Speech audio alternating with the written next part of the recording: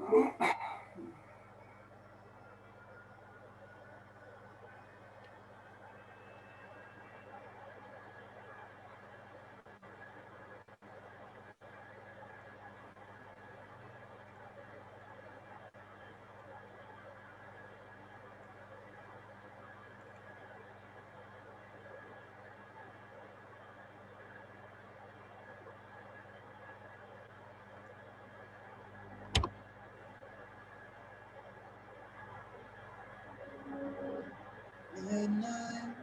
and city lights on the other side.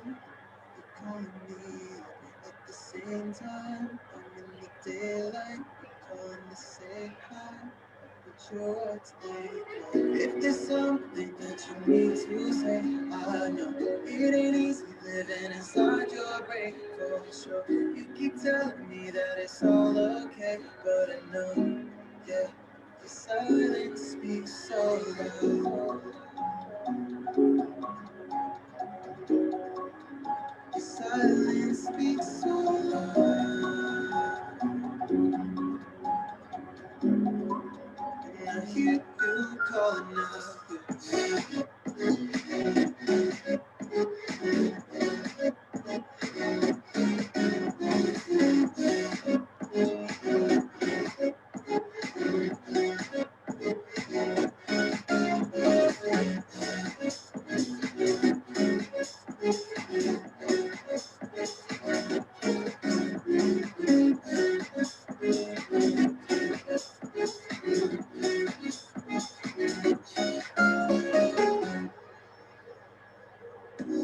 Talking about nothing, and you said something under your breath. I can take it, I know what you're thinking. I wish I could fix this, yeah. Need to say living inside your brain for sure. You keep telling me that it's all okay, but I know, yeah, the silence speaks so loud.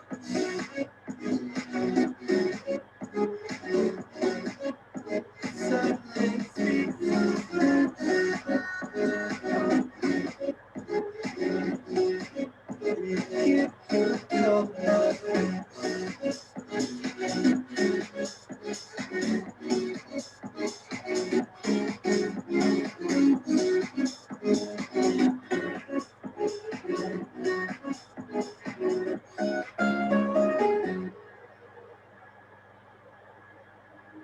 It's another day, eyes on my display. You say we need a change, and I feel that you need it. You need it. Just so right, losing track of time. Buying things online, and it's not like we need them. You don't need them. So can we just slow it down? The only thing I do is lay here next to you. We need to slow it down. And that's the love we found. For you and I were safe and sound.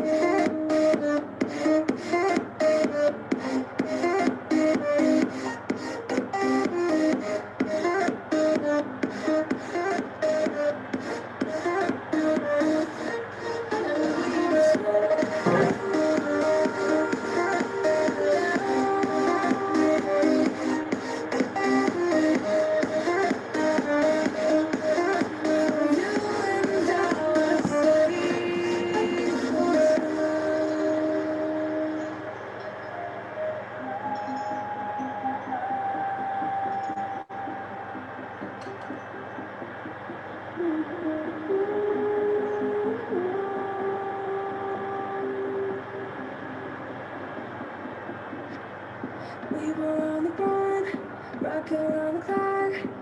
Now all we need is right here in front of us. In front So can we just move?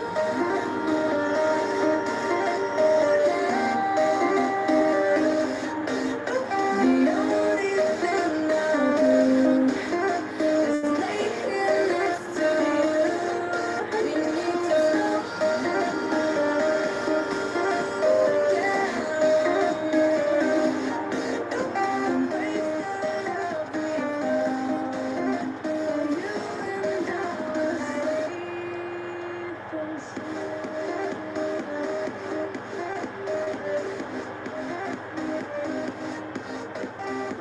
you and I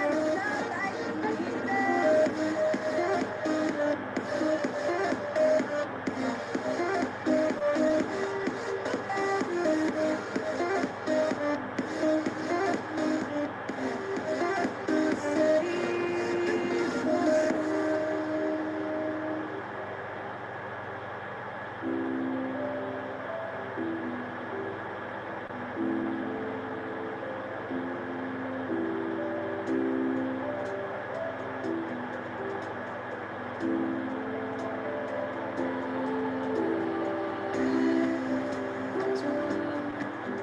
to say I wouldn't change a thing, 'cause in the story of our lives, the best of times through colored glass.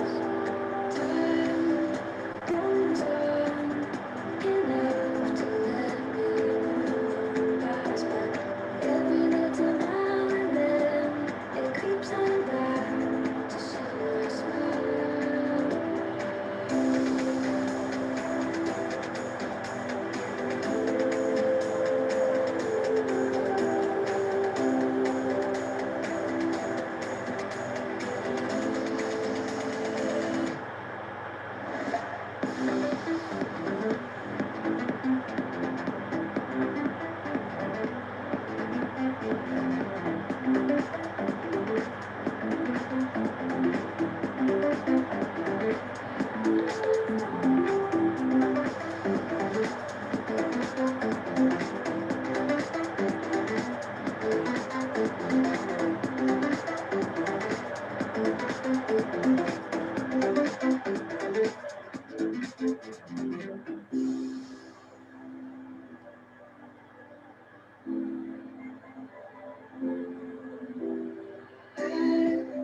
Was wrong to say I wouldn't change a thing, 'cause in the story of our lives, the best of times through colored glass.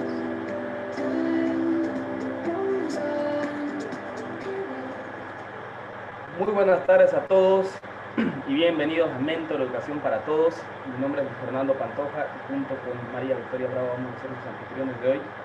Hoy tenemos un tema muy interesante que se titula Escuela y Familia, Historia de una Unión, que va a ser impartido por nuestro amigo que le vamos a leer un poquito más adelante el currículum, Francisco Cid, que nos acompaña desde España.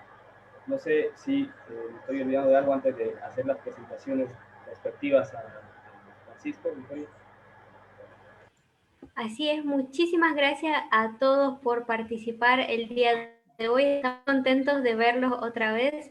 Y muchísimas gracias a Francisco que nos está acompañando. Por favor, coméntenos de qué parte de Latinoamérica nos están viendo. Estamos viendo que hay muchas personas de Bolivia, de diferentes departamentos. Por favor, déjenos en los comentarios de qué departamento nos están viendo. Y también le pediría, por favor, que nos ayuden a reaccionar al video, a compartirlo, porque eso nos ayudaría muchísimo a llegar a otras personas y también para que sus seres queridos lo puedan ver y ustedes lo puedan ver cuando gusten. También si pueden compartirlo, por favor, en diferentes grupos para llegar a más personas y que más personas sepan de este tan importante tema que es escuela, escuela y familia. Así que también pueden dejar sus comentarios y sus preguntas que después a medida que acabe la conferencia las vamos a ir respondiendo y vamos a ir leyendo.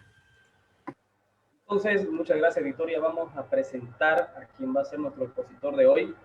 Él es Francisco Cid Cornell, es maestro infantil, primaria y secundaria, máster en psicología infantil y experto en dibujo infantil y relaciones de familia, creador de la metodología Cuestiones de Interés, reconocida internacionalmente.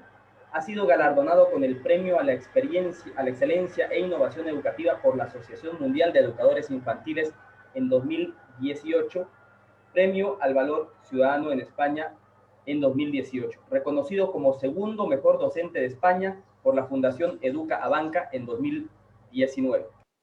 Premio al mejor proyecto de educación inclusiva, igualdad y diversidad en la Feria Internacional de Educación CIMO. Conferencista y ponente internacional con más de 30 años de congreso. Colaborador en las principales revistas de educación, así como autor de varios libros, entre los que se destaca El nuevo libro del maestro, Cómo educar en tiempos de COVID, o al menos intentarlo. 50 historias de niños y niñas que cambiaron el mundo, pequeños grandes héroes de la historia, pero sobre todo se considera un maestro de familia. Así que te damos la bienvenida, Francisco. Muchas gracias por acompañarnos el día de hoy y el micrófono es todo tuyo.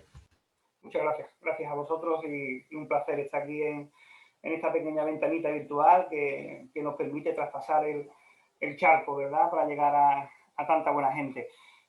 Si me permitís, voy a intentar compartir, ¿vale?, la presentación. Me gustaría que me dierais el ok si se ve, para estar más tranquilo. ¿Vale? Bien. ¿Estáis viendo la pantalla? Sí, ¿verdad? Bien, perfecto. Pues nada, cuando recibí el mensaje de María, pues me llamó mucho la atención porque no suelo recibir mensajes con números tan largos, ¿verdad? Y entonces me escamó un poco y normalmente lo tengo configurado con los dos palitroques para que no sepan si lo he visto o no, porque muchas veces de tanto responder los mensajes uno queda saturado. Pero me llamó mucho la atención y la abrí. Entonces, nada, era pidiendo una pequeña webinar, una pequeña colaboración para hablar sobre un tema que me gusta y que me apasiona y que llevo muchos años trabajando, lo que es la unión entre la escuela y familia. Le he dicho antes también a Luis Fernando y a María que no me gusta nada hablar por la pantalla, o sea, no me da reparo porque ahora mismo estoy en la soledad de mi despacho y parece que le estoy hablando al rotulador, a la goma y sin embargo hay mucha gente detrás de esa pantalla. A mí me gusta transmitir y para transmitir necesito mirar a los ojos del que está enfrente, así que haré un ejercicio de imaginación e intentaré ver que todos vosotros me estáis mirando a mí con el mismo cariño que yo estoy mirando a vosotros, ¿verdad? Pues vamos a comenzar y espero que sea un tema ameno y que lo pasemos bien, ¿verdad? Vamos a ver si me permite. Vamos a ver. Ahí está, perfecto. Bien, cuando comencé, pues digo, bueno, vamos a dar una idea, a ver cómo lo podemos encauzar, porque esta presentación que he hecho es para ustedes, no lo hemos hablado antes, sino está trabajada, animada con mucho cariño, y resulta que viendo la información por internet, me apareció esa infografía con todos los elementos que aparecen en una escuela, ¿verdad? Y me llamó mucho la atención la cantidad de elementos que puede haber en una escuela, ¿verdad? Tanto el profesor, como los libros, como las tecnologías, los distintos elementos y enseres que puede aparecer en una escuela, distintas disciplinas como la educación física, como la química, como la física, pero no sé si vosotros os percatasteis de lo que yo me percaté, y es que hay un elemento que por mucho que lo busqué en todos los elementos que aparece ahí, no lo encontré. Así que os voy a dejar 5 o 10 segunditos a ver si sois capaces y si queréis podéis contestárselo a María, que tan amablemente está al otro lado de los comentarios, a ver qué elementos creéis que falta a vosotros para que una escuela sea completa. No preocuparos porque lo voy a contestar en nada.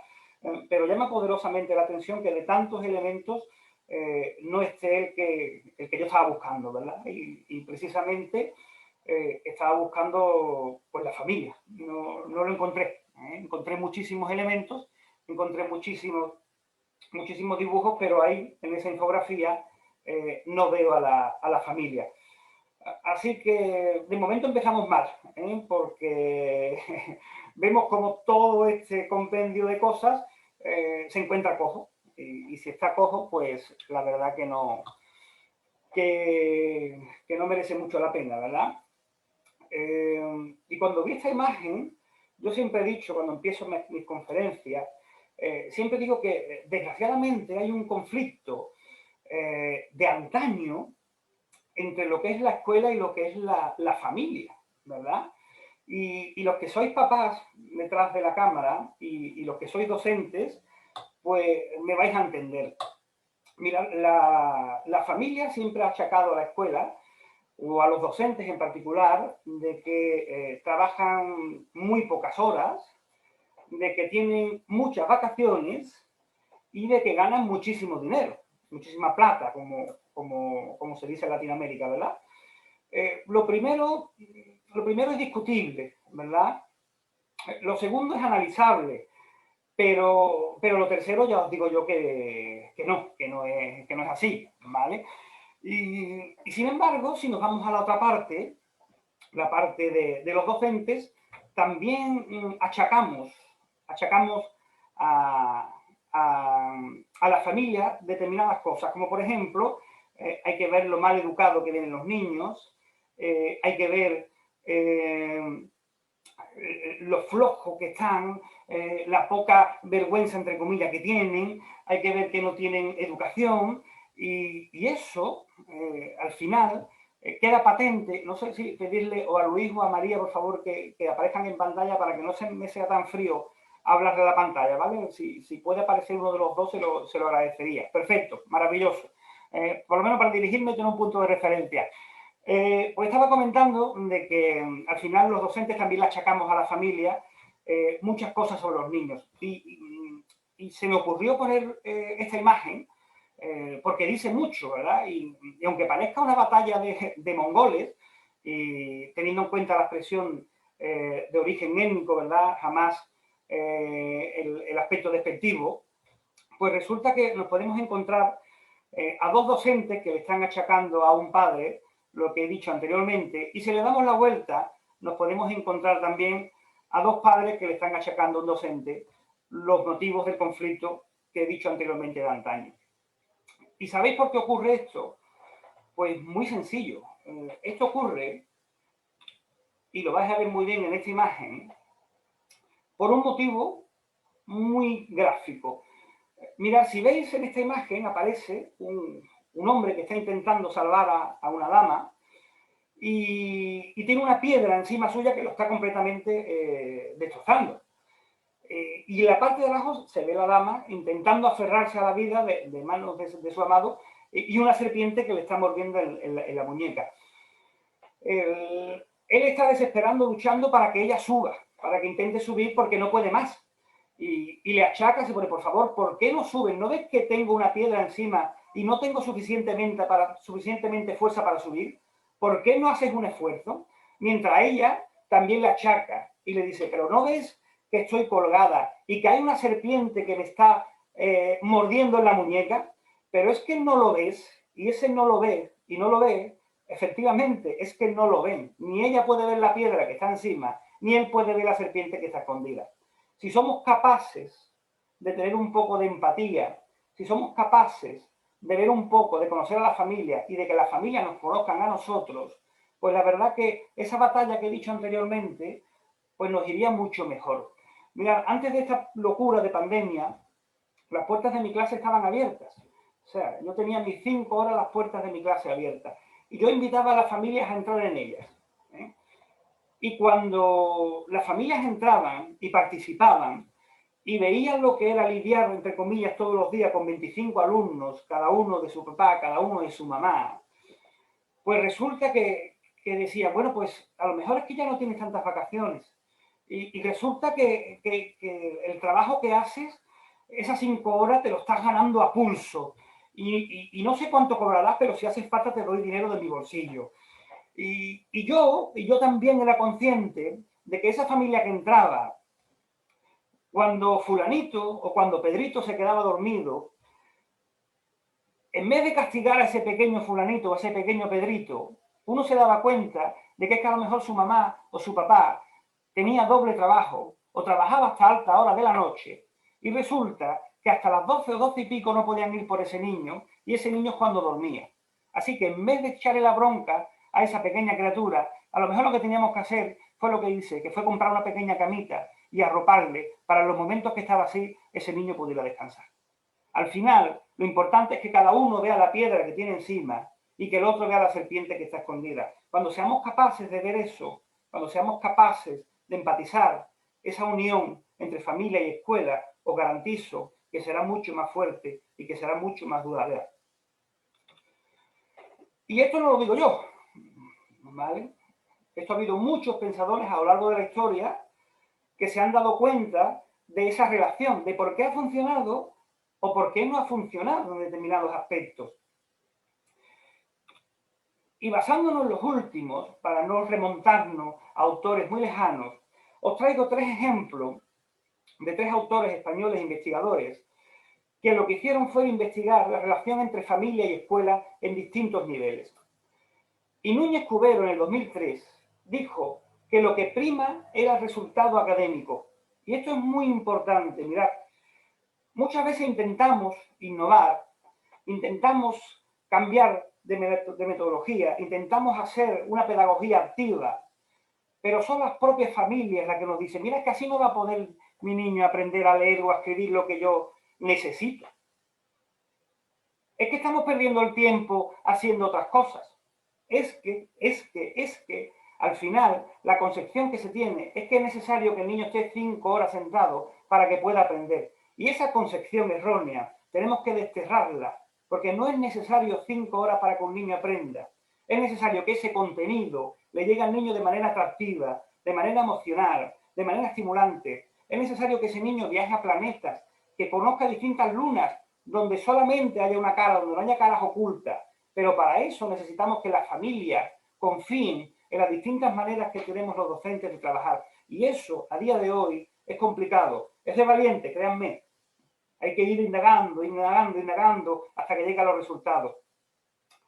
Ortiz, sin embargo, en el 2011 decía que la escuela no está capacitada por sí sola. Y tiene razón. El tesoro de un país es la educación. No considero que haya nada más importante que la educación de los miembros de una sociedad. Y eso no se puede hacer solo. Al igual que un cirujano, cuando opera en la mesa de operaciones, no se encuentra solo. Se encuentra con un anestesista, se encuentra con un asistente, se encuentra con varias enfermeras. ¿Por qué? Porque intenta salvar la vida. Y no podría salvar la vida solo, por muy buen cirujano que fuese. Pues con la docencia pasa lo mismo. Algo tan importante, algo tan vital como la enseñanza, como la educación, no se puede hacer solo. Se necesita de toda la ayuda posible. Seguramente habéis oído hablar de esa famosa tribu de Tumbuktu, en la cual, para educar a un niño necesitamos una tribu entera, ¿verdad? Pues esto es igual. La familia necesita a mi lado y que reme conmigo, porque si no rema conmigo, al final el proceso educativo, ese tesoro que tiene un país, al final costará mucho trabajo conservarlo. Y Tejedor Fuentes, en una tesina que hizo en 2012, dijo algo muy importante, que es el comienzo de toda esta ponencia que voy a deciros. Y es que la concepción que tenga la familia de la escuela es fundamental. Porque si la familia considera la escuela como un lugar de acogida, al final no va a esperar nada de ella. Lo único que va a esperar es que sus niños estén atendidos mientras que el papá o la mamá hace lo que tenga que hacer. El segundo nivel es un poco más coherente, pero también es un sinsentido. Acogida, y ya que está el niño ahí, pues a lo mejor de paso aprende algo. Y el último nivel, que es el nivel donde tenemos los docentes que intentar luchar para que lleguen todas las familias, es que consideren a la escuela como un lugar de formación integral. Consideren una escuela donde se va a aprender, no donde se va a pasar el tiempo. Y eso, en España, y supongo que allí en Bolivia también, y en muchos países de Latinoamérica, las autoridades tienen mucha culpa cuando consideren al centro educativo como un lugar donde solamente se aprende, se desarrolla, se integra. Entonces avanzaremos mucho más de lo que lo estamos haciendo. Si queremos guardar a los niños, tenemos que crear distintos estamentos, tenemos que crear distintas sociedades en la cual su función sea la de guardar el niño, pero no podemos confundir guardería con escuela, porque al final le estamos haciendo un daño a los dos. Y esta formación, estos estudios que hicieron tanto Núñez como Tejedor, pues viene a raíz de todas las relaciones que ha tenido la familia con la escuela. Y ahora vamos a empezar un viaje muy bonito, en la cual por eso se titula esta conferencia de esta manera, ¿verdad? La historia de una unión, porque al fin y al cabo, lo que somos ahora, os vais a dar cuenta que lo fuimos hace muchos años y no vamos muy desencaminados. Mirad, cuando les hablo a los alumnos de la universidad, que suelo, o solía, ahora mismo con la pandemia no podemos, pero solía dar la charla a todos los primeros cursos de los aspirantes a docentes aquí en España, les preguntaba, y también les hago la pregunta a aquellas personas que están detrás de la pantalla, que ¿cuándo creéis vosotros que fue la primera unión que hubo real entre escuela y familia? Y entendiendo como escuela no las cuatro paredes, sino entendiendo como escuela el lugar donde se instruye, donde se forma, donde hay cariño. Y llegamos siempre a la misma conclusión. Desde el principio de los tiempos, la escuela, la unión entre familia y escuela, se dio cuando íbamos, como aparece en esa imagen, cuando íbamos en taparrabo, cuando íbamos con los garrotes y semi-encorvados, ¿verdad, María? Y resulta que es verdad, porque en aquellos tiempos donde lo importante era cazar y no ser cazado, la única manera de sobrevivir era aprendiendo diversas técnicas para poder alimentarnos, para poder cazar animales, para poder preparar brebajes, etc. Y ese aprendizaje se hacía a través de un aprendizaje que es universal y que hoy en día se sigue utilizando, que es el aprendizaje vicario, que es el aprendizaje por imitación. Esa es la primera unión entre familia y escuela. Sin embargo, a medida que esa posición encorvada se iba erguiendo, a medida que los procesos psicológicos superiores se iban complicando, a medida que el ser humano era capaz de desarrollar distintas funciones y nuevas habilidades, pues ya no nos bastaba solamente con mirar al lado, sino necesitamos una persona, un primer magíster, permítanme la expresión, que nos instruyera. Y a partir de ese mismo momento es cuando esa unión entre familia y escuela empieza a declinar. En el momento que ya necesitamos delegar esa función en otra persona, en la persona del docente. Valga como detalle que en esta época se hicieron unas investigaciones en la Universidad de Rioja y dieron la conclusión y observaron que en los enterramientos, hasta en niños que eran inferiores a 6 meses, no se encontraron ningún resto fósil. Por lo tanto, eso da a entender de que nuestros antepasados no consideraban, ¿vale?, la personificación hasta pasado esos 6 meses de edad. No se consideraba el niño en sí. Sin embargo, hay restos arqueológicos que una vez pasado ese tiempo, sí se encontraban ya depositados. Y a mayor edad, cuanto mayor edad tenía el niño, mayor era el número de personas que se encontraban enterradas con él. Por lo tanto, eso nos hace comprender la mentalidad mística, misteriosa de esta etapa, de esta edad, de esta cronología, en la cual cuanto más años tiene, más concepción de adulto, más concepción de persona se tiene como miembro de una sociedad, ¿verdad? Damos un pequeño salto y nos vamos al mundo egipcio, ¿verdad? Y pasa algo muy curioso con esta sociedad, y es que se consideraba a los niños como algo muy querido, que no es lo normal en todas las sociedades, como veré un poquito más adelante, pero se debe a una superstición que se creía que los niños fundamentalmente reencarnaban o se asemejaban a dioses. Por lo tanto, había que cuidar a esa deidad. Cuando veis en las películas antiguas, cuando veis a los pequeños rapados con esos pelos, con esas colas ahí, era la representación de una deidad. Sin embargo, la enseñanza era muy patriarcal. Generalmente, si eras niño, tenías que aprender el oficio de tu padre. Si tenías posesiones, o sea, si tenías campos de arroz, que era como la autocracia, digamos, o la meritocracia se medía por la cantidad de arroz que tenías, pues podías aspirar a tener a una persona que se encargara de tu educación.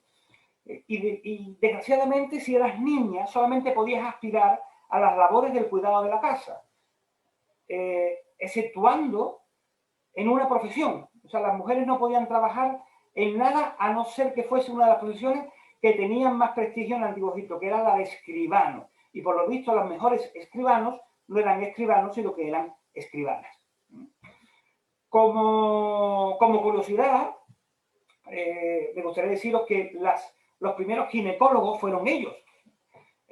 Aquí en los años 60, no sé si la conoceréis, pero se hacía una prueba muy famosa que era la prueba de las ranas, en la cual a las ranas se le inyectaba la orina de la mujer embarazada o que se creía que estaba embarazada, y si esa rana ovulaba, pues resulta que estaba embarazada. No sé si esa práctica es común allí o si la habéis oído, o etcétera, pero la verdad que era muy llamativa. Sin embargo, los egipcios lo que hacían eran que la orina de la mamá se vertía en cebada o trigo, de tal manera de que el primero que germinase, pues daba lugar a niño o daba lugar a niña. Fíjense qué aspectos más bonitos para saber el sexo de un niño. No sé hasta qué punto el nivel científico está, ¿verdad? Pero se hacía. Y con respecto a otro aspecto muy curioso, eran las primeras adopciones. Los egipcios fueron los pioneros en adoptar, pero no porque tuviesen un cariño exacerbado a las criaturas que estaban desvalidas, sino fundamentalmente porque como tenían posesiones, si no tenían herederos, perdían esas posesiones. Así que lo que hacían era adoptar para poder mantener esas posesiones, ¿verdad? No sé si vamos mal de tiempo, si vamos bien, María. A mí me gusta mucho hablar. Cuando veas que el tiempo se va acabando, me cortas, ¿vale? Lo vais controlando, ¿vale, Luis Fernando? Bien, damos otro salto y nos encontramos con la antigua Grecia, ¿verdad? Y aquí se diluye la infancia. El concepto de la infancia da un paso hacia atrás, ¿vale? Todas las artes, todo el encanto del mundo griego, pues con respecto al mundo infantil se desmorona completamente. Tanto es así que uno de los principales pensadores de los griegos, Aristóteles, decía que a la edad de 2 añitos el niño necesitaba que sufrir un frío intenso, una hambre intensa o un calor intenso para forjar su carácter y endurecerlo. O sea, fíjense hasta qué punto era la concepción de la infancia que se tenía en esta época. Y creían que no se le podía enseñar a un niño determinadas artes, determinadas disciplinas hasta los 7 años, porque decía lo que hacía era, si se le enseñaba a un niño determinadas materias, le impedía el desarrollo. De ahí que se elaborasen en las dependencias de la casa unos espacios llamados gineceos, en la cual las matronas se encargaban de cuidar a los niños hasta la edad de los 7 años, y basándose fundamentalmente en un aspecto que hasta el día de hoy prima, que es el aspecto lúdico. Solamente enseñaban y aprendían a través del juego. Fíjense como algo que surgió de casualidad porque, entre comillas, tenían prohibido enseñar distintas disciplinas, al final esa enseñanza a través del juego, pues creó los cimientos de la educación infantil que dura hasta nuestros días, ¿verdad? Y otro aspecto muy importante de esa sociedad griega, que siempre ha estado confrontada con los espartanos, pues resulta que en esa Esparta, en esa sociedad bélica y militarizada, pues había una especie de sistema educativo que se llamaba la agogé, de tal manera de que se basaba en una enseñanza militar, una disciplina militar. No sé si habéis visto la película de los 300, de esa famosa película de Miller, creo que es, no me acuerdo ahora mismo de los cómics, está basada, pues resulta que se ve la imagen de cómo dejan al niño durante unos días para que luchara contra los lobos, para que aguantara con el hambre, para que aguantara el frío. Pues bien, eso es cierto, o sea, se dejaba a los niños durante cierto tiempo en la intemperie, sin abrigo, para fortalecer su carácter. si conseguías sobrevivir a todas las pruebas que eran terribles, pues eras digno de formar parte del prestigioso ejército espartano y por lo tanto tenías ese agoge ya que te hacía falta incluso si querías ser funcionario del Estado u otro tipo de dependencia. Pasamos a los romanos, y los romanos tienen una cosa muy curiosa, y es que se dividen en dos aspectos. Uno era la infancia y otro era la pueretia. La infancia se lleva hasta los 7 años y proviene del que no habla, ¿vale? Del infancia, el que no habla. Y hay una cosa muy curiosa, que es que cuando en una casa nacía una criatura, se ponía un telar, para avisar de que había nacido un nuevo retoño, ¿verdad? Y había un aspecto que no sé si os acordáis de la película del Rey León, en el cual cuando el mandril muestra a la criatura, ¿verdad?, ante todo el resto de animales, pues ese acto existió, se llama el sublatus. Y ese sublatus, el pater, el regio, el encargado de la casa, cuando nacía el niño, las matronas lo llamaban. Si él le daba el visto bueno, había un sublatus, entre comillas, positivo. Pero si no le daba el visto bueno, por lo tanto, o sea, si ese niño tenía algún tipo de defecto congénito, si ese niño era fruto de un adulterio, pues el sublatus no era todo lo positivo que tenía que hacer. Y entonces, si presentaba alguna deficiencia, el niño desgraciadamente era pasto de la muerte, y en grandes partes del adulterio, en la mayoría de los casos, el niño se dejaba las columnas lactorias. La columna lactoria es una columna que estaba dentro en el interior de una plaza y en el que había muchos niños en el suelo para que aquellas familias que lo deseasen adoptar, pues lo pudiesen coger. Fíjense hasta qué punto es la dureza de esa época, ¿verdad? Generalmente no se adoptaba para nada bueno, o bien se adoptaba para esclavos, o bien se adoptaba para determinadas prácticas no deseables. Y había una cosa muy curiosa, y es que le colocaban una especie de amuleto que se llama la bulla, que en las clases predominantes servía para distinguir que eras de una clase social alta, mientras que en aquellas clases no deseables se dejaba la columna lactoria con una bulla, con una especie de amuleto, por si la familia, pasado el tiempo, quería recuperarlo. Fíjense hasta qué punto tiene el mundo romano de unión y familia, ¿verdad? Si ese sublatus sí es positivo, o sea, si el papá cuando levantaba el niño en brazo para la comunidad le veía posibilidades a ese niño, pues se ponía una corona de laurel, se le ponía en la bulla también, y se hacía una cosa que es muy cruel, pero se denominaba el fajado. Y el fajado es que los romanos no esperaban que el niño pasara de la posición fetal a la posición erguida. Entonces lo que hacían era vendarlo fuertemente para que el niño quedase completamente en posición vertical durante 2 meses, recién nacido, ¿vale? Y lo primero, en el desfajado, o sea, la inversa, lo primero que se quitaba era el brazo derecho, lo que consideraban que el brazo izquierdo, la siniestra, era el brazo de los malos augurios. Así que, no sé si sois diestros o sois zurdos, pero para que veáis que esa demonización del zurdo viene de muy antaño, ¿eh? Aunque yo no soy zurdo, yo soy diestro, mi hija es zurda, y es una máquina, o sea que tampoco le tenemos que hacer mucho caso a esa posición del brazo, ¿verdad? Y con respecto al alimento, pasó una cosa muy curiosa, y es que lo alimentaban con una mezcla entre miel y salsaparrilla. Y diréis que ¿por qué salsaparrilla? Pues muy sencillo, salsaparrilla era un antídoto contra el veneno de serpiente. Entonces los romanos estaban muy obsesionados que a sus hijos le podían picar la serpiente. Así que lo que hacían es que a todos los alimentos le ponían salsaparrilla.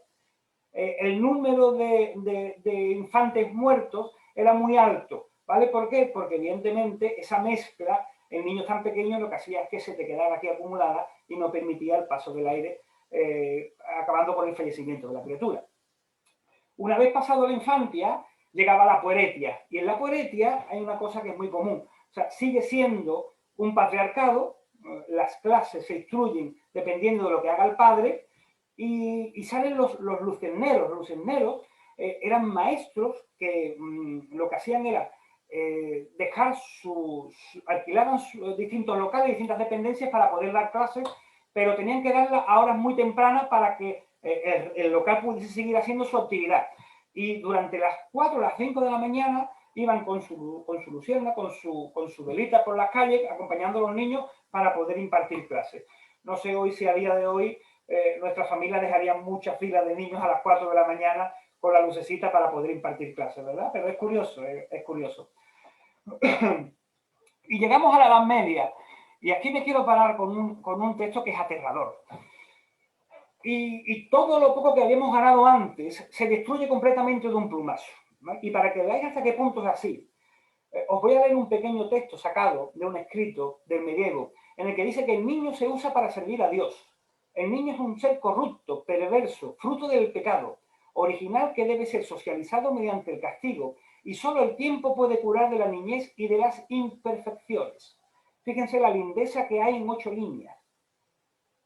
Aberrante, pero era la concepción que se tenía del niño, del homúnculo, ¿vale? ¿Por qué? Se dice que era homúnculo porque lo vestían exactamente igual que los adultos, lo trataban exactamente igual que los adultos y les hacían hacer el mismo trabajo exactamente igual que los adultos. Se aspiraba a una cosa, se aspiraba a ser escudero, porque escudero te permitía llegar a ser caballero, y caballero era la única manera de que si no tenías un linaje, era la única manera de tener tierras. Pero ¿qué ocurre? Que solamente había dinero para uno, y el primerizo era el que podía aspirar a ser escudero en el caso de que hubiese guardado mucho dinero para poder aspirar a él. Si eras mujer y tenías un hermano, perdías ese derecho y lo ganaba también el hermano. Por lo tanto, ser niña, ser mujer en la Edad Media también era terriblemente complicado. Muchas veces uno piensa lo que ocurre en la actualidad, todavía el desprestigio que hay hacia la mujer, la desigualdad, y es que todo esto es producto de un pasado horroroso, de un pasado terrorífico, que nos va a costar bastante tiempo hacerle ver a las nuevas generaciones que todo esto fue un error, como dice la canción, y que las mujeres están exactamente igual de capacitadas o más para desempeñar cualquier de los oficios que hoy en día se pueden desempeñar, ¿verdad? La Edad Media era muy cruda para los niños, y una de las prácticas que se hacía era, si lloraba, se ponía una bola de plomo justo donde comienza el esternón. Eso le impedía respirar y por lo tanto impedía el llanto. Lo apretaban con una venda y así calmaban el llanto de los niños. Y fíjense hasta qué punto la mentalidad de la Edad Media era una auténtica locura. Y si veis abajo a la derecha, esos gemelos que he puesto ahí, la concepción del gemelo se creía que es que uno de los dos era el adúltero. Cuando se tenía gemelos era porque la madre había estado con otra persona. Fíjense la mentalidad que había en esa época. Era la concepción que se tenía de los gemelos. Y llegamos al Renacimiento, ¿verdad? Con el gran Da Vinci. Y aquí poco a poco va cambiando el concepto de la infancia, afortunadamente, ¿verdad? Autores como Erasmo, como Copérnico, ya le dan otro calibre a la figura del niño. Y ocurre algo, esa revolución industrial, que va a cambiar el sistema educativo y va a cambiar la concepción de la familia con la escuela. Ahora no hay tanto arraigo familiar. ¿Por qué? Porque con la llegada de las máquinas, la mano de obra infantil ya no es tan necesaria. Pero tenemos un problema, que si el papá trabajaba o la mamá trabajaba, necesitaban dejar el niño en algún lado. Y se crean las primeras escuelas industriales, o las primeras escuelas, como yo digo, manufacturadas. Y quiero que hagáis un ejercicio de recuerdo y no iros muy atrás, porque estas escuelas se caracterizaban porque los niños entraban en fila, porque los niños salían en fila, porque los pupitres estaban de manera cuadriculada en manera de uno, y porque cuando salía la sirena tenían que entrar y cuando sonaba la sirena tenían que salir. ¿Os suena de algo esas escuelas? ¿Sí? Sí, son las mismas escuelas que tenemos en el siglo XXI. Así que creo yo que ya es tiempo de cambiarla. Ha llovido mucho para seguir llamando a un niño por el timbre y por la sirena de la fábrica, es que es muy fuerte. Y que recojamos al niño porque ya ha terminado su turno. Háganselo pensar, por favor. Tenemos que descubrir los orígenes para intentar cambiar lo que somos hoy en día.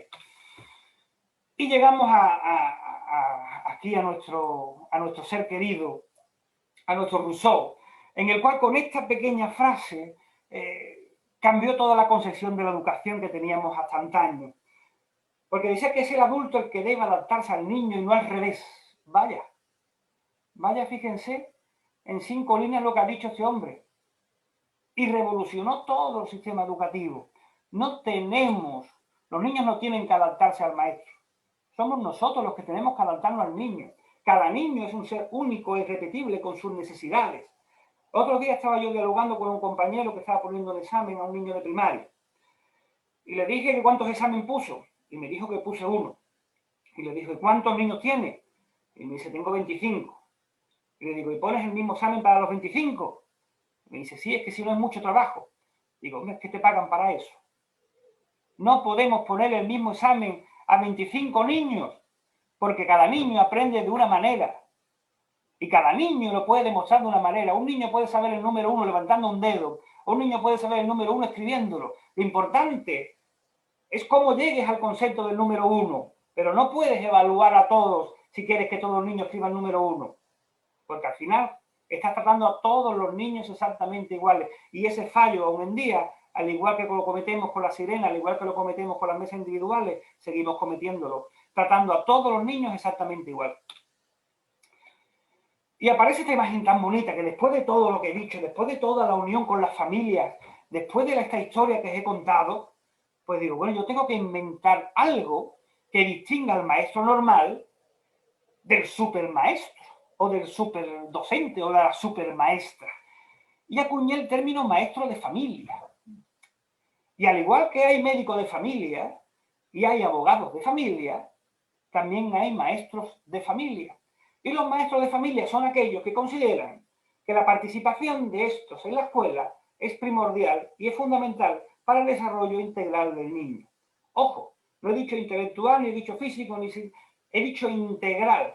Por lo tanto, acepta a todas las competencias del niño. Y para ser maestro de escuela, no todo el mundo puede serlo. No.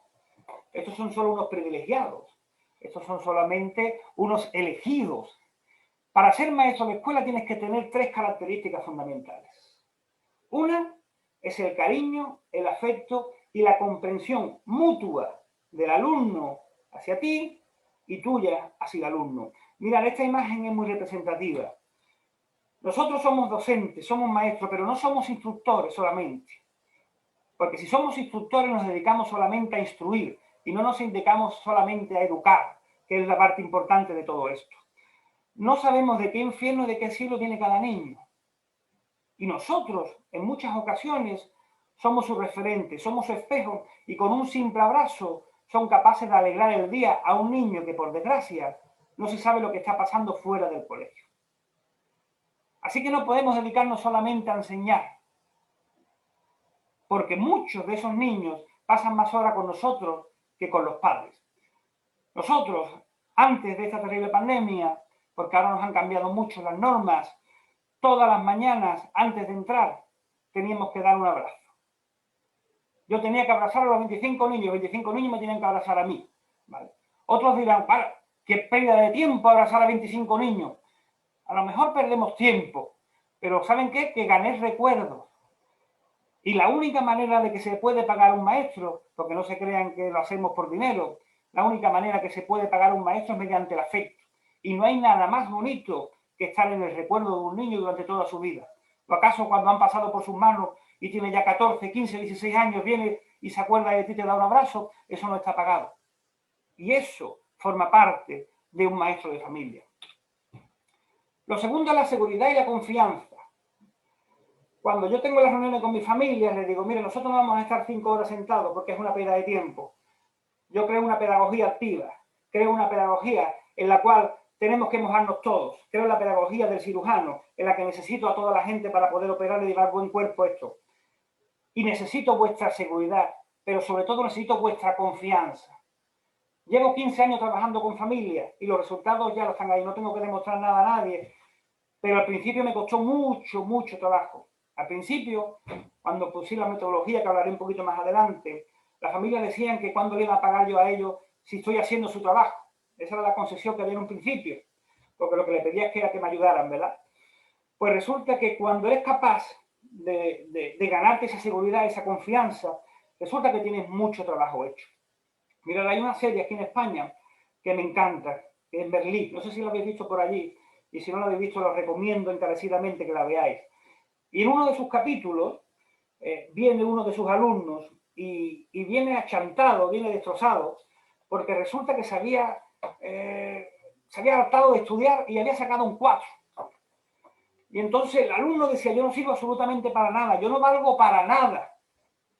Y entonces Merlí, el profesor, cogió un billete de 50 euros, esto es un papel, todavía no me da tan bien para coger un billete de 50, ¿vale? Y empezó a doblarlo y le dijo, ¿qué ves aquí? Y le dijo al alumno, pues ¿qué va a ser un billete de 50? Muy bien. Y lo dobló más y lo hizo más pequeño. Y le dijo, ¿y ahora qué ves? Dice, ¿qué voy a ver, Merlí? Sigue siendo un billete de 50. Muy bien. Y ahora, cuando lo tocó, lo destrozó, lo pisó y lo tiró al suelo, le dijo, ¿qué ves aquí? Y le dijo el alumno, pues un billete de 50. Y le dijo, pues eso es lo que quiero que veas, que aunque te pisoteen, aunque te estrujen, aunque te avasallen, yo sigo confiando en ti. Nos vamos a llevar muchos palos, aquellos docentes que trabajan con otras metodologías, aquellos docentes que creen que la manera de trabajar no son 5 horas sentados, pero yo confío en todos y cada uno de los que lo hacéis. Y por último, para ser maestro de familia tienes que permanecer en el recuerdo. Y ese recuerdo que he dicho anteriormente, ese recuerdo impagable, ese recuerdo que no hay moneda ni sueldo que lo pague, es lo que distingue a un docente normal de un buen docente. Y esta puerta tan mágica y tan rara es la que atraviesan los maestros de familia. ¿Por qué? Porque detrás de ella, que no es tan sencilla abrirla, hay distintos engranajes y distintas maquinarias, hay distintas maneras de colaboración entre familia y escuela. Y permítanme que la abra para daros un pequeño pincelada de cómo se puede trabajar con las familias y cómo la familia puede trabajar con la escuela, ¿verdad? Y empezamos con las principales que damos en España, que no significa que no se den en otros lados del mundo, ni en México, ni en Bolivia, ni en Perú con mi amiga Cristina, ni en México con mi amiga Mari, en la cual tenemos distintas comunicaciones y distintas relaciones, ¿verdad? Pero sí es verdad que es la que más usamos en nuestro país. Y comenzamos con el AMPA. Mirad, el AMPA, no sé cómo lo llamaréis allí en Bolivia, María o Luis, es el grupo de padres y madres que se encargan de los aspectos no didácticos de un centro educativo. Si hace falta recaudar dinero para una excursión de una clase que lo está pasando mal, pues ellos hacen una fiesta, venden bocadillos, venden Coca-Cola y se encargan de conseguir ese dinero. Ahora mismo, por ejemplo, que estamos aquí en invierno en España y hemos pasado un frío aterrador con Filomena, que es el nombre que le han puesto a la tormenta, que ya hay que ser macabro para ponerle ese nombre, pues resulta que las AMPA se están moviendo para intentar, dentro de lo posible, paliar los efectos del frío, colocando en las ventanas láminas de metacrilato para que la corriente no afecte ahora que tenemos que tener las puertas abiertas por el tema del COVID. Pues infinidad de funciones es lo que este grupo maravilloso, que por cierto fue el AMPA de mi colegio, es lo que hace en distintos centros del mundo, ¿verdad?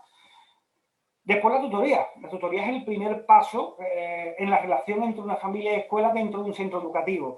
Es una manera de simbiosis, es una manera de conectar y sobre todo es una manera de hablar. Y la tutoría, yo siempre digo que la tutoría hay que hacerla aunque no tengas nada que decir.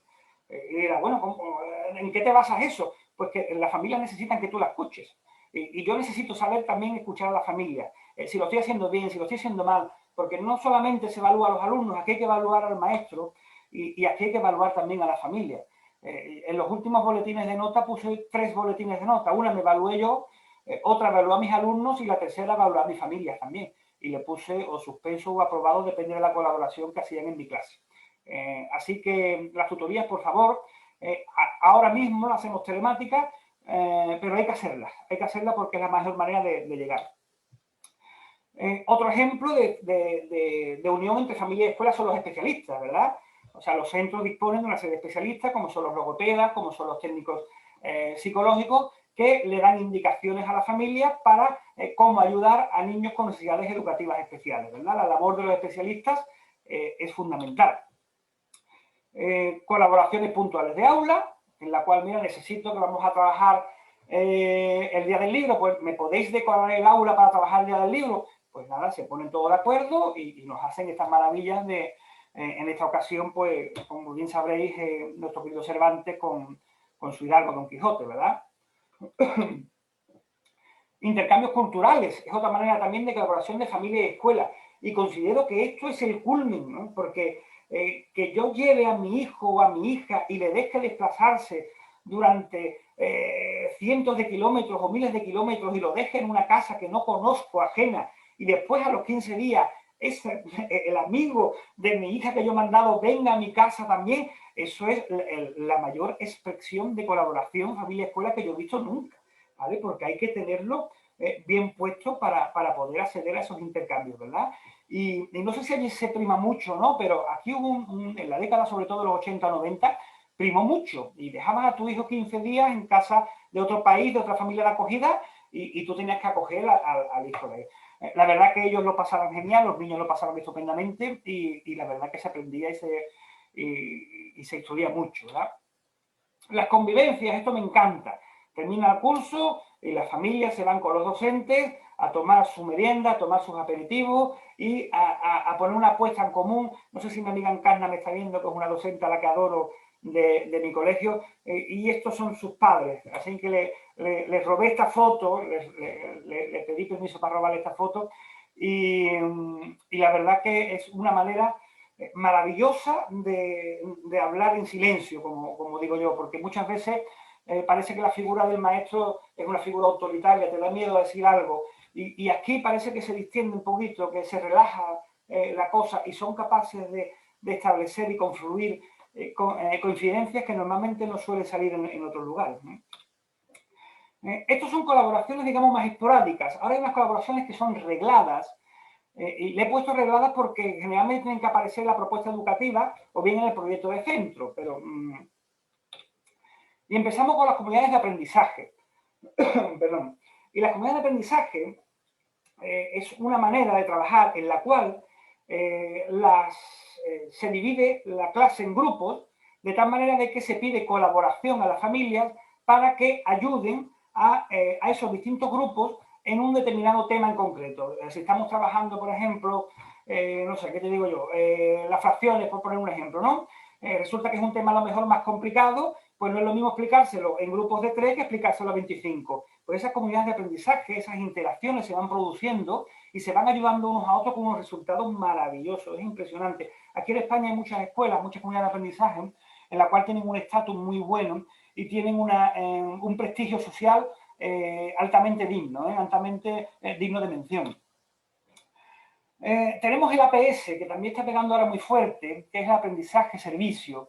Este pequeño lo tuve yo hace muchos años, ahora es mayor, ahora está en el instituto, cosa que uno ya se hace viejo al ver esta foto. Y este aprendizaje-servicio seguramente lo conoceréis, pero es una manera de enseñar, una manera de instruir, ayudando a la sociedad. De tal manera de que se ve cuáles son las carencias que tiene tu entorno, en este caso nuestra barriada, había deficiencia de personas que no tenían muchos alimentos, sobre todo en Navidades, porque una barriada desfavorecida, y lo que se hizo fue, pues, se hizo una recopilación de alimentos y se iban entregando a esas familias más necesitadas. Como ejemplo de aprendizaje y servicio hay muchos. Hicimos campañas de donación para recaudar sangre, vestimos a todos los niños de enfermeros y nos fuimos a la calle para animar a que donaran sangre. Vestimos a todos los niños de jardineros para recoger toda la sociedad de los parques. O sea, fue una auténtica maravilla durante 3 años que lo hicimos y tengo un recuerdo maravilloso de ese tipo de enseñanza. Después los talleres. Los talleres no hay nada más mágico que meter a un familiar dentro de la clase. Decía Vigí que la combinación entre lo manual y lo intelectual daba lugar a algo maravilloso, ¿verdad? Pues aquí en este ejemplo está vestido de soldado imperial, porque a mí me gusta mucho la Guerra de las Galaxias. Mis padres saben que soy un poco friki y ellos vinieron con su princesa Leia y sus cosas e hicieron un taller de galaxias, o sea, a través de sales, de líquidos, purpurinas, cada uno se llevó un trocito de galaxia en un bote y fue maravilloso. Ella es Patricia, a la cual adoro y fue una madre mi madre delegada durante unos cuantos años y seguimos manteniendo una muy buena relación. Tenemos la gamificación también, que también seguramente lo conoceréis. Voy más rápido porque seguramente conocéis todos estos aspectos. Pero la gamificación es introducir en un entorno, entre comillas, no lúdico, aspectos lúdicos, de tal manera de que los juegos de mesa, los juegos de puntuación, se trabaja de manera motivadora y de manera activa para que el niño consiga unos objetivos curriculares a través del juego. Es una pasada. Mi amigo Manu aquí en España es uno de los pioneros dentro del juego infantil, Manu Sánchez, y os recomiendo que lo pongáis en práctica, que busquéis un poquito por las redes, que veáis todas las plataformas que hay, porque se puede hacer auténticas maravillas con la gamificación. Las semanas culturales también es un aspecto muy, muy bonito, en la cual, junto con la familia, se hacen determinados trabajos manuales y se expone en el colegio educativo durante una semana para que toda la comunidad educativa pueda verla. Todo esto se está perdiendo o se está quedando stand-by con la pandemia. ¿Vale? Ahora mismo tenemos muchísimas restricciones y no podemos hacerlo, pero estoy seguro que volveremos con más fuerza y con más semanas culturales y con más gamificaciones seguro. Trabajo por proyectos y proyectos de investigación. Esto también está muy de moda, pero tiene muchísimos años. O sea, los trabajos por proyectos en la Roma del Renacimiento, los alumnos de la escuela de arte se unían entre todos para dar solución a un problema, que al fin y al cabo es la base del trabajo por proyectos.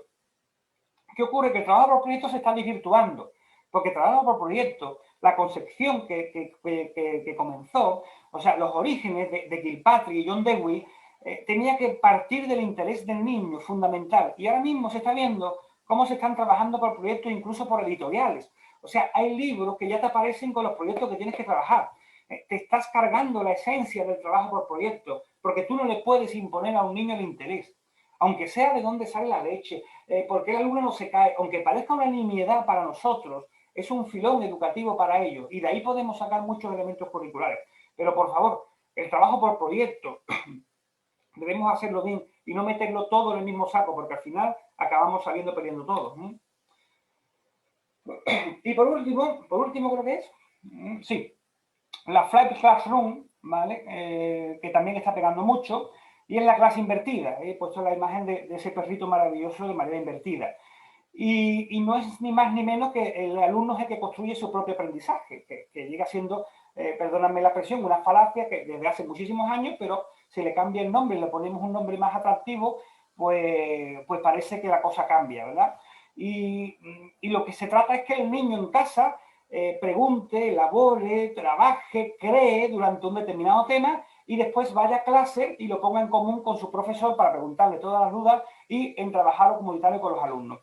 Está muy bien, es una materia muy buena, aquí el profe Ramón en España también lo lleva mucho y la verdad que es una auténtica gozada trabajar de esa manera. Es muy laborioso, pero como vuelvo a repetir, para eso nos pagan. Y hasta ahora lo que he dicho en España, pero hace 2 años escribí un libro, se llama Cuestiones de Interés. Y me llevé investigando pues 8 meses qué es lo que hacían los distintos países en colaboración con la familia, que a mí me llamaba la atención. Así que os voy a hacer un breve resumen de esa recopilación que hice en el libro. Y comenzamos con los comités de padres, ¿vale? En México, cuando me puse en contacto con la señorita Mary, que anteriormente mencioné, y le pregunté, digo, mira, necesito que me digas algo especial, relevante, que colaboráis la familia en la escuela que yo no conozca.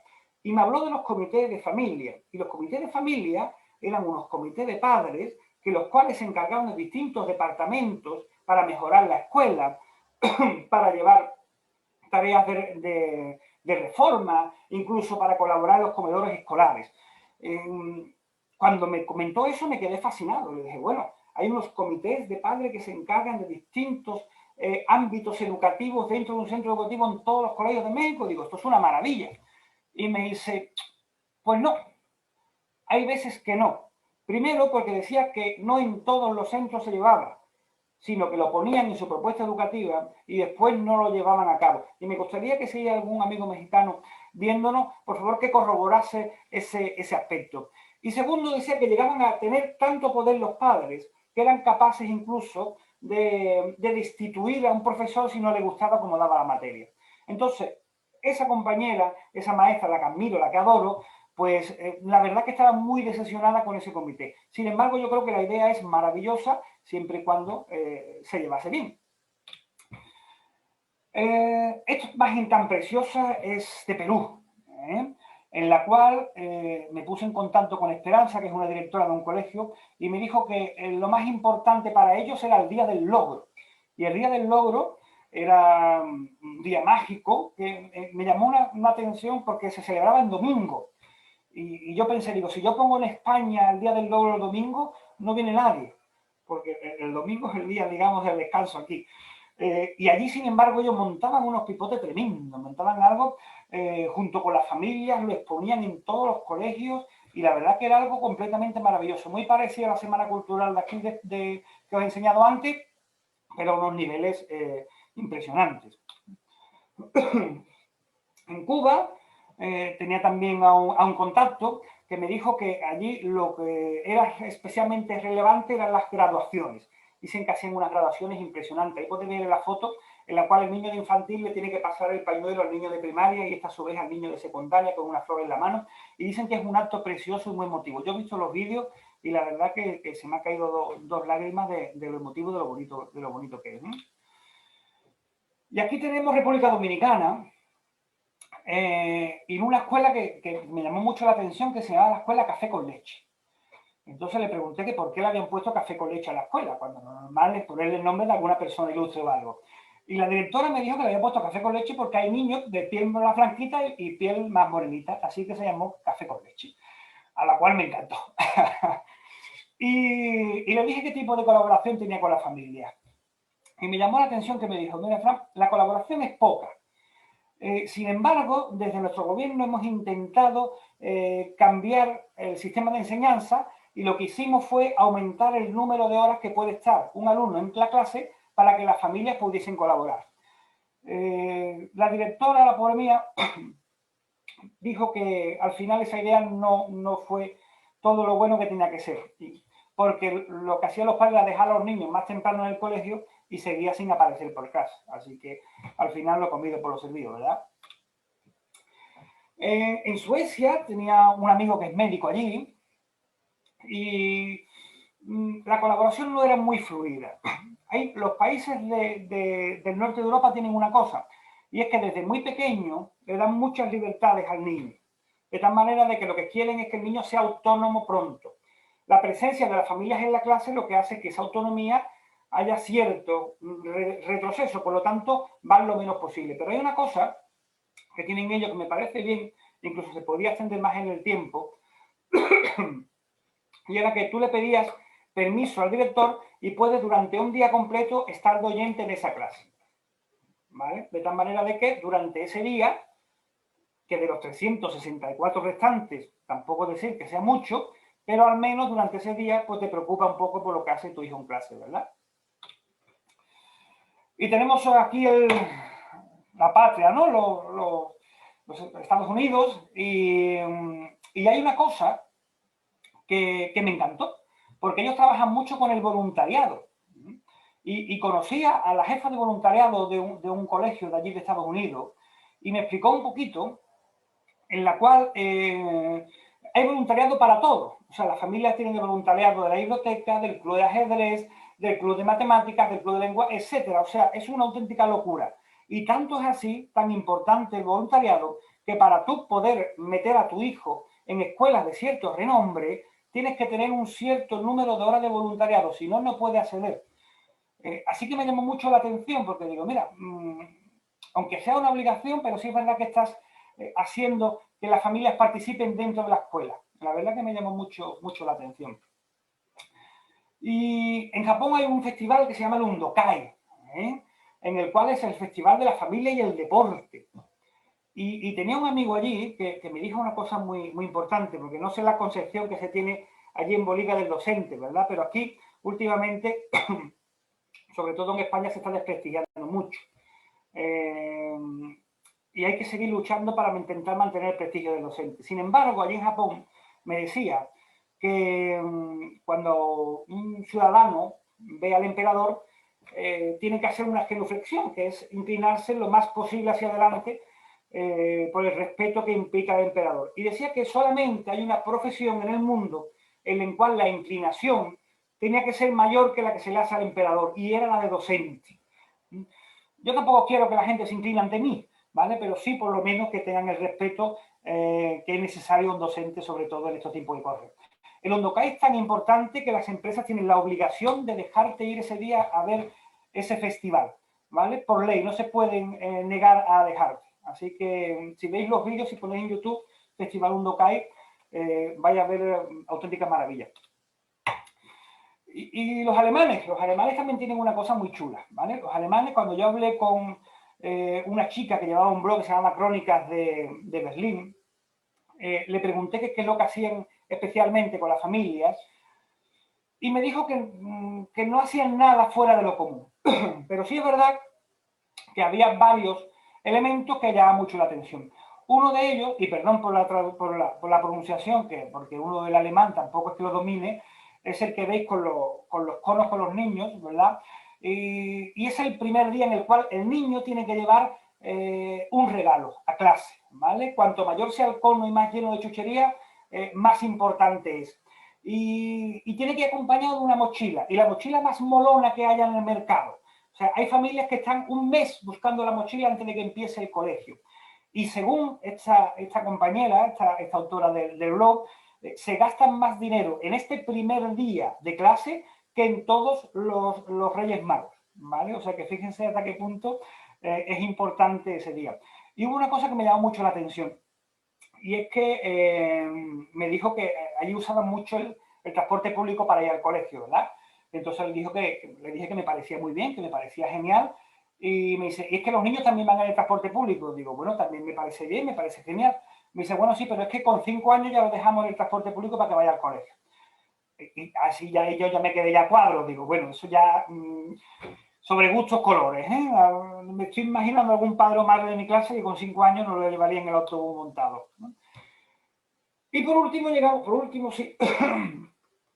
a este pequeño colegio de Ruanda, donde tuvo un amigo que se llama Bernabé, que era ingeniero, y se encargaba de darle luz, no a las escuelas, sino a las 2 o 3 fábricas que había por allí. ¿Qué pasa? Que ese cable sí pasaba por la escuela, entonces necesitaban entrar a las escuelas para poder trabajar en ella, ¿verdad? Lo que me dijo me rompió un poquito el alma. ¿Veis? Esta es una de las mejores escuelas que hay allí, y lo sabréis porque van uniformados. Generalmente no van uniformados y generalmente las escuelas no están llenas. Entonces, cuando yo le pregunté qué tipo de colaboración había entre escuela y familia, se echó a reír. Y me dijo, Fran, no hay ningún tipo de colaboración entre escuela y familia, evidentemente. Y le digo, bueno, ¿y por qué no? Me dice, porque fundamentalmente África tiene un problema, y sobre todo los países que están más en el interior. Y es que no es tanta la comida, sino la bebida. Es muy complicado tener el líquido elemento, tener agua. Entonces tienen que recorrer kilómetros y kilómetros y kilómetros con una bicicleta y con 2 bidones que ni Luis ni María juntos a la vez podían llevarlo, y sin embargo ellos son capaces de cargarlo en una bicicleta oxidada y decrépita. Y claro, el que va es el niño, no va el padre, porque la madre tampoco tiene que estar cuidada de la casa. Entonces, por lo tanto, ¿cómo van a dejar que el niño vaya a la escuela si el niño tiene que recorrerse diariamente 10 o 12 kilómetros? En el último libro que escribí, En Pequeños Grandes Héroes de la Historia, que está adaptado a los niños, aparece la historia de un joven canadiense que con 11 años guardaba todo el dinero que le daban para construir pozos allí en África. Lo que en un principio preguntó y le dijo a su maestro, ¿cuánto puede costar montar un pozo en África? El maestro le dijo una cifra creyendo que jamás montaría ningún pozo, y le dijo, pues unos $1000 más o menos. Vale. Estuvo limpiando su casa, y cada vez que limpiaba su casa le pedía a su papá y a su mamá que le diese una hormiguita para guardarla. Como vio que no llegaba, limpió las casas de los demás. Como vio que tampoco llegaba, le pidió a sus amigos que limpiaran la casa de los demás. Y cuando reunió los $1000 fue a su maestro. Y entonces su maestro, cuando buscó cuánto costaba poner un pozo en África, se vio que no costaba $1000, sino que costaba casi $10.000. Entonces la gente se unió y los niños de todas las escuelas de su alrededor hacían trabajo en las casas de los demás para conseguir dinero para el joven, que al final montó una empresa y llegó a construir casi 900 pozos en África, ¿vale? O sea que el mundo infantil es maravilloso. Solamente tenemos que creer en él. Y llegamos a este punto, vamos casi acabando, porque de todas las colaboraciones que he dicho, falta esta. Falta mi hijo, y mi hijo entre comillas, tengo dos biológicos y tengo uno material, que son las cuestiones de interés. Y es una metodología en la cual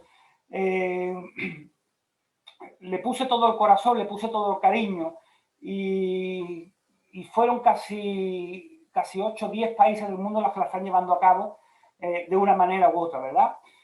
Las cuestiones de interés consisten en trabajar lo que el niño se pregunta sobre sus miedos, sobre sus dificultades y sobre todo sus inquietudes. Porque yo siempre digo que si somos capaces de conectar el currículo con lo que el niño quiere saber, ese currículo entrará solo. Si un niño está interesado en las estrellas, si a un niño le llama mucho la atención su brillo, pues aprovechémoslo para sumar estrellas, para restar estrellas, para multiplicar estrellas, para dividir estrellas. Si a todo eso somos capaces de conectar con su interés, el currículum llegará mucho más rodado. Entonces, anotaba todas las cuestiones que tenían los niños durante un año entero. Durante el curso de 3 años iba anotando todas las cuestiones. ¿Por qué no se cae la luna? ¿Por qué la tierra es marrón? ¿Por qué las nubes son blancas? ¿Por qué la miel sabe tan bien? ¿Por qué tiene cuernos en la oreja? Apuntaba todo absolutamente, aunque fuesen preguntas que no tenían ningún tipo de sentido. Y una vez que lo anotaba todo, reunía a la familia, que estaban ellos dispuestos, sentados, con sus mejores galas, y le dije, pues tenéis que resolverlo vosotros y ayudar a vuestros hijos que lo resuelvan aquí en la clase. Cuando yo contaba eso, la gente salía despavorida, la gente salía corriendo, la gente huía, ¿vale? Es muy bonito, pero el niño para ti, decían, el niño para ti, ¿vale? Y sin embargo, cuando dieron los resultados, cuando fuimos capaces de ponerlo en marcha, cuando yo tenía todas las preguntas, cuando cada familia había elegido una, llegó la magia. Y la magia consistía en intercalar las cuestiones con tu propuesta educativa para que tuviese una coherencia curricular. De tal manera de que si estabas trabajando la primavera, las cuestiones que tenían que relación con esa primavera, con esa estación, se trabajaban a la vez en esa unidad didáctica. No puedo explicarlo aquí porque me llevaría 2 semanas, que son los cursos que se dan, ¿vale? Pero sí tengo algunas imágenes. Una vez que se ha puesto la propuesta, se informaba a las familias de cuándo tenían ellos que resolver su cuestión y se ponían manos a la obra. Y los lunes por la tarde, lunes de café y confidencias, como le llamo yo, ellos venían y dependiendo de la cuestión que tenían que resolver, me tenían que decorar el aula con esa temática. Y entre todos, y a lo mejor tenía que responderle esta chica la cuestión, pero todos los padres, todas las madres se unían para ayudarla a resolver la cuestión. Y salían verdaderas bellezas decoradas. He visto un dinosaurio, cómo se hacen los dibujos animados, y estos son decoraciones que hicieron la familia. Me da miedo que me piquen los mosquitos. Fíjense que pregunta, tenía un alumno que le tengo un cariño inmenso, que tenía terror al mosquito y había que intentar paliarlo lo máximo posible. ¿Qué tenemos en la cabeza? No sé si habéis visto esta película maravillosa de Inanao, en la cual pues al final cada niño metía un deseo dentro de su globo para que a ver al explotarlo si se podía cumplir o no, ¿verdad? Qué cosa más bonita. Y esos carteles que veis en la cartulina azul con asco, con tristeza, cada niño tenía por la mañana su fichita y depende de cómo se sentía, dejaba su fichita en su sentimiento y lo trabajamos para intentar cambiarlo. Todo esto lo hacían la familia, yo los orientaba, pero a ellos se le ocurrían todas estas cosas. Veo películas de Harry Potter con mamá, qué cosa más bonita, y mira qué decoración más chula. Y con eso trabajábamos la magia, trabajábamos los cuentos, trabajábamos las poesías, los números, las letras, trabajamos todo lo posible. Las salas salen en primavera, qué cosa más bonita para explicar la primavera. Mi mamá va a tener un bebé, ya quedaba desterrado aquello de la cigüeña o aquello de que te lo dejaban en la puerta. El niño tiene capacidad para comprender y hay que explicarle todo adaptado a su nivel de conocimiento, a su nivel de edad y a su nivel de desarrollo. Me da miedo dormir solo. Tantas y tantas cuestiones en la cual los niños trabajamos sobre ello, ¿verdad? Y trabajamos de tal manera de que eran las familias, en esta ecuación tenemos aquí a mi soldado imperial, ¿verdad? Las familias se encargaban de explicarlo todo con la ayuda de nuevas tecnologías, ya la pizarra, permitíamos tocar, manipular, sentir, un aprendizaje activo, o sea, no nos sentamos, teníamos que estar de pie. Lo de Harry Potter lo veían las familias y hacían experimentos y venían disfrazados y ellos le pasaban bomba.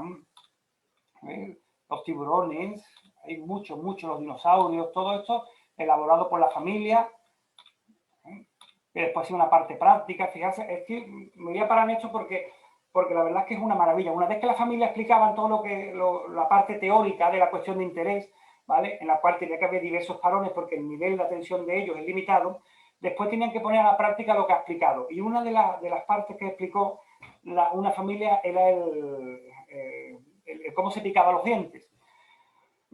Y la manera de resolverlo antes de quitarlo era el empaste. Pues bien, cogieron una muela de polispán, un rotulador negro, cogieron un palo sin pincho y le pusieron una goma de las de borrar boli, no sé si sabéis cuál es, en la cual lo que hace es que es una goma muy porosa que se lleva al papel. Pues bien, pues con ese sencillo instrumento iban rascando la parte negra del rotulador y con plastilina blanca lo iban tapando. Fijarse qué manera de explicar un empaste a un niño de 4 años. O sea, una auténtica maravilla. Pues todos los aprendizajes se basaban en eso, ¿vale? Aprendizaje, esta foto que tiene ya 7, 8 años parece el preludio de lo que estamos viviendo ahora, ¿verdad? ¿Que tienes miedo de dormir solo? Pues no te preocupes, hacemos una fiesta de pijama en clase. Una fiesta de pijama con sus palomitas, con su película, con su linterna contando historias de miedo y al final nos reímos, al final querían dormir solos. La famosa historia, no sé si vosotros sois un poquito más joven que yo, pero Érase una vez la vida fue unos dibujos que nos marcó aquí, por lo menos en España, y explicaba el funcionamiento del cuerpo humano a través de unos muñequitos muy graciosos. Bueno, pues esos muñequitos tan graciosos hizo la familia esa cuestión para configurarle, para explicarlo.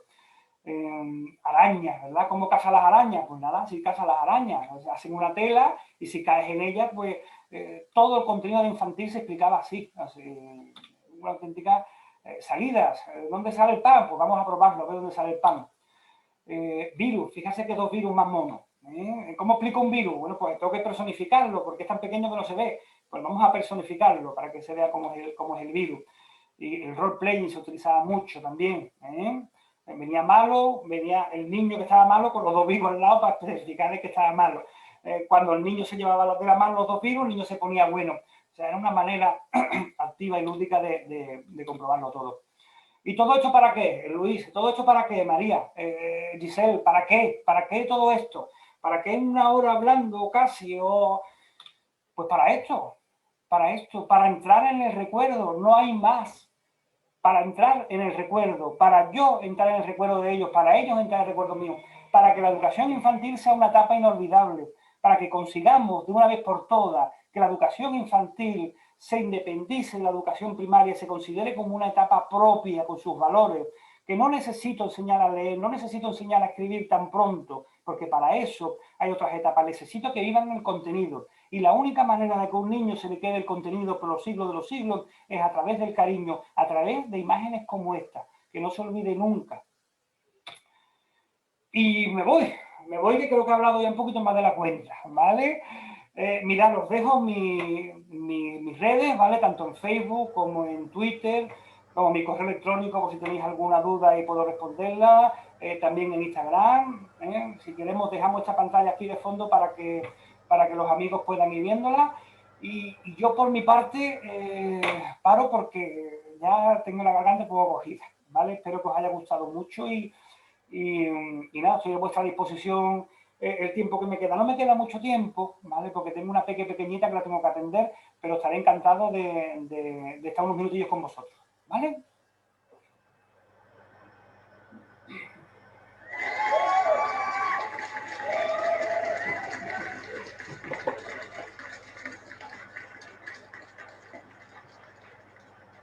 Muchísimas gracias, querido Fran.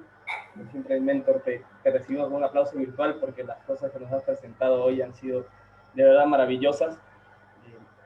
Les tenemos que pedir a todos nuestros amigos, por favor, que nos están viendo, que hagan alguna pregunta dentro de la caja de comentarios o también nos digan con qué idea de todas las excelentes ideas que ha dado Fran se quedan.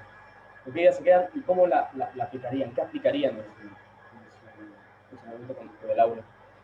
Por lo pronto, me gustaría también hacer una reflexión. Creo que lo que has presentado, Fran, es importantísimo.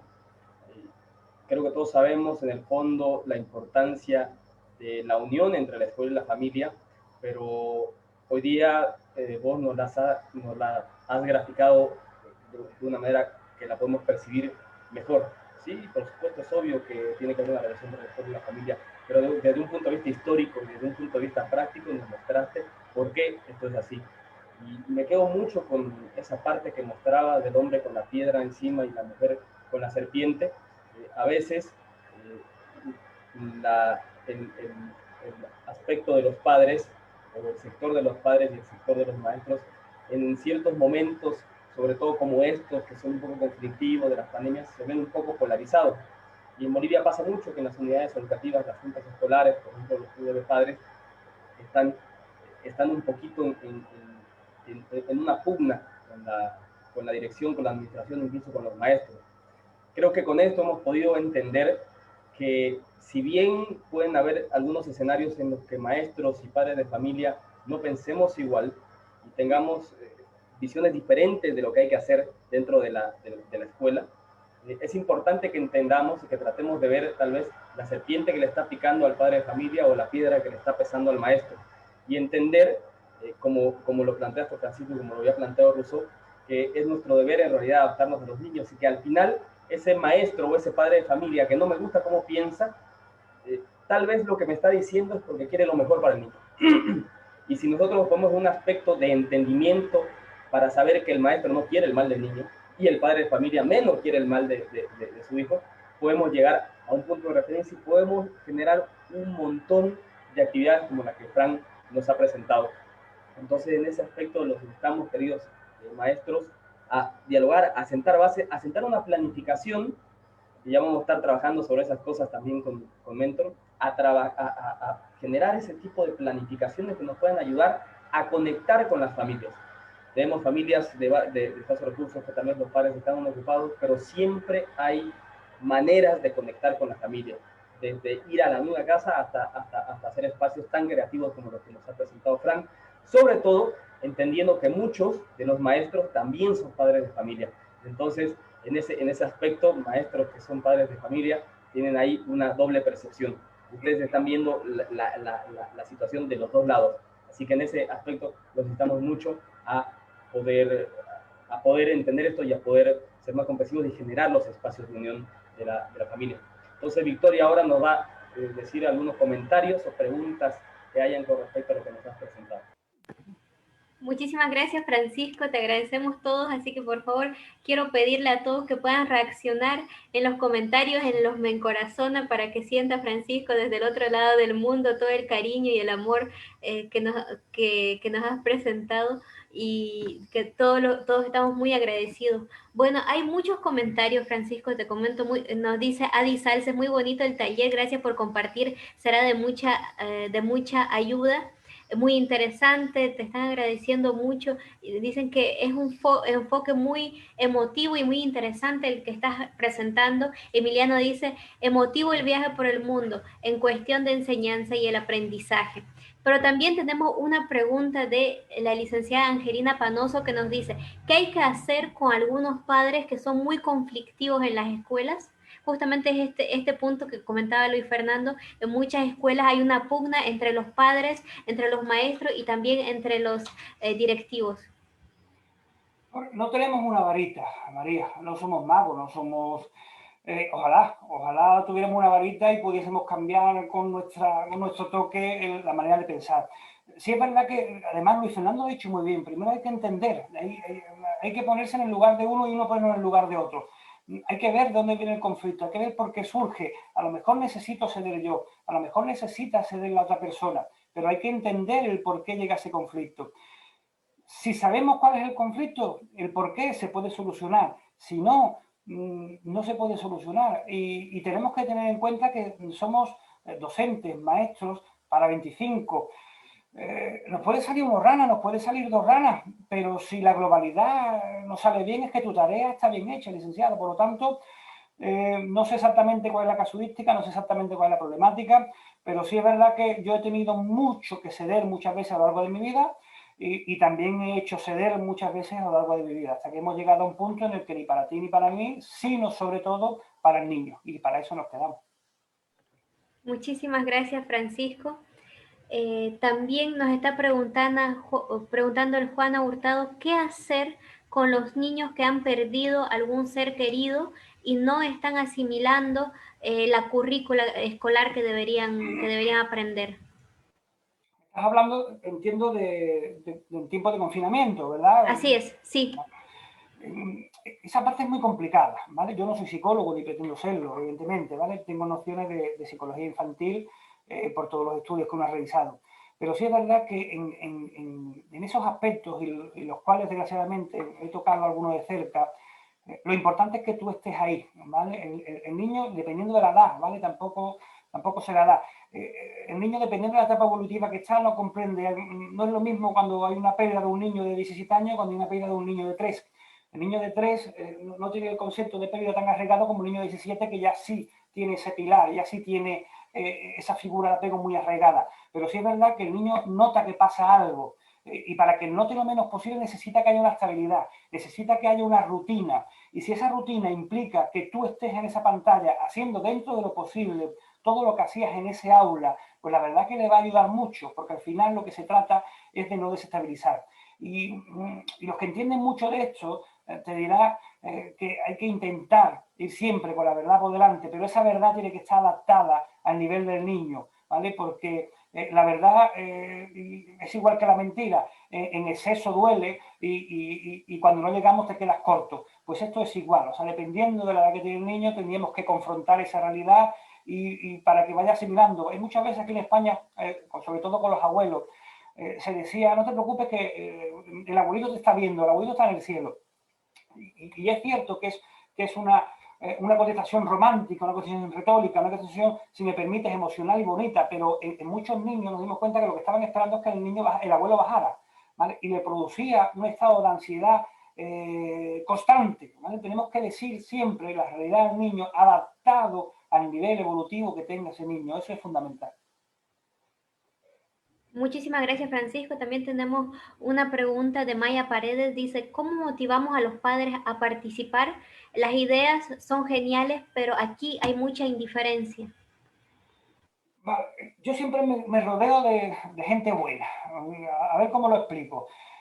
Primero, lo hago con aquellas familias que verdaderamente lo que tú haces le encantan, ¿vale?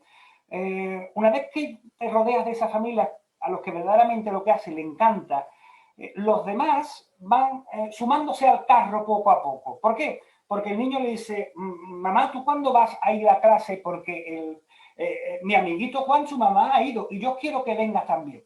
Entonces, tirando de emociones, tirando de ese chantaje psicológico emocional, muchos se van sumando al carro. Lo tenemos muy complicado con aquella familia en que ambos trabajan.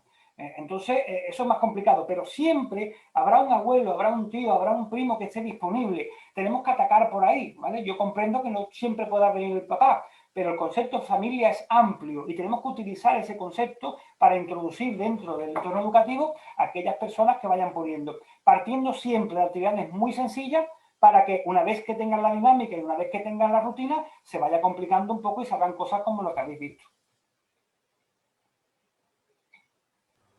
Muchísimas gracias, Francisco, por todas esas apreciaciones que son bastante importantes. Aquí también en el Zoom nos está acompañando la licenciada Giselle Barret de la Fundación Ichuri, que es una fundación que hace cosas muy interesantes en el municipio de La Paz con respecto a jóvenes y también a familias. Ella tiene una pregunta y un comentario. Ella dice, ¿cómo podemos facilitar los caminos pedagógicos para los padres con el fin de que nuestros estudiantes tengan significado de sus vidas Y como comentario dice, desde las neurociencias los niños aprenden mejor y esto perdurará en el tiempo si la enseñanza conlleva una carga emocional positiva. El comentario no puede ser más acertado. Además, si tú me dices, hazme un resumen de la ponencia, pues la frase que yo pondría es la que ha dicho la licenciada Lisa, ¿vale? O sea, no encuentro mejor frase para explicar todo lo que humildemente he intentado transmitir. Y la pregunta se me ha entrecortado, no he entendido bien, pero he entendido que cuál es el camino para Claro, ¿cómo podemos facilitar los caminos pedagógicos para los padres con el fin de que nuestros estudiantes construyan un significado y sentido de sus vidas? A mí me costó 9 años de mi carrera enseñarles ese camino, ¿vale? Porque en un principio, como he comentado anteriormente, me llovía de todo y me llovían cosas pesadas, me llovían piedras, me llovían cántaros, me llovían ladrillos, porque se consideraba que no era el camino, que el camino era que había que machacar y que había que enseñar. Pero cuando con el paso del tiempo se ven los resultados, cuando vieron que nuestra escuela era la escuela que tenía menos asentismo de toda la localidad, cuando vieron que los resultados, cuando nos hacían las pruebas de inspección educativa, estábamos por encima de la media de toda la comunidad entera, cuando vimos que tenían lista de espera para entrar en nuestra clase, pues ya no tuve que explicar nada más, Luis y María, ¿vale? No tuve que explicar absolutamente nada más.